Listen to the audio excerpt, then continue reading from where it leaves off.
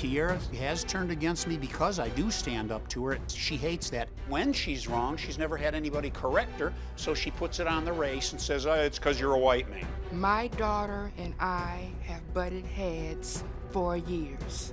She calls me stupid, trash, you're not my mother. Part of the reason Keira wants her mother to leave me is because of the race issue. She has said to Karen, he's white, what are you doing with him? You know what the white people did to the black people. You wanna know who's the problem? My daughter. Keira has threatened to have me arrested and accused of rape. She has lied about me to the police and to relatives to try to make them attack me. Keira is the cutest baby, and I used to call her Dumpling. But when she grew up, she just turned into a monster. Keira needs to get her head out of because that's where it is. Keira needs to understand order. First you have in life Jesus Christ, then you have who you married. I'm not afraid to let Keira in my house with my husband, and I have to abide by what he says. She has the false belief that a daughter-mother relationship is more important than a spousal relationship. I am going to stay with my husband no matter what until the day I die. I'm glad you're both here. Karen, how does it feel to see your daughter in person after a year? This feels good. Mm-hmm. Anything you want to say to her? You might not believe this, but I still love you. Mm-hmm. Why do you think she might not believe that? Because of things she said about me. Mm-hmm. She feels like you chose James over her, not just in moving, but time after time after time. And she feels like that was not fair to her, and that wasn't the true relationship that you two had as a mother and daughter. That all of a sudden you kind of pushed her to the side and chose James over her.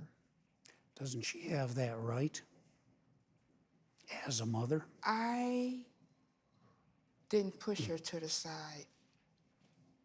I choose to be married. I wanted to get married. I didn't want to live that kind of life anymore. Right. That I had to struggle. Uh-huh. Hearing other people doing other things and I couldn't do it. Mm-hmm. Getting on the bus. Is this all there is to life? Mm-hmm.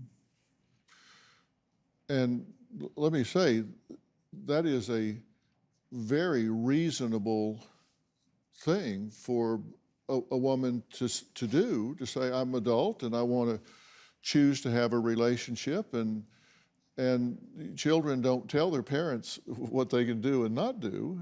There's no question about that. Did you do it in the right way? The right way? Yeah.